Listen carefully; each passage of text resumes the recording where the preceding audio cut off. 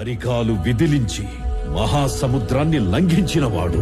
శతయోజన శతయోజన శతయోజన శత పరిలంఘన. రాక్షస సైన్యాన్ని మట్టుబెట్టి రావణుడి సింహాసనాన్ని కంపించినవాడు. హరిభాజన హరిభాజన హరిమద భాజన దశముఖ కంపన. చిన్న నిప్పురవ్వతో లంకా నగరాన్ని అగ్నిలో అలికినవాడు.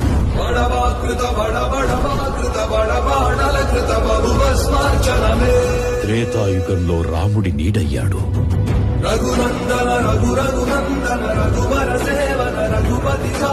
ద్వాపర యుగంలో కృష్ణ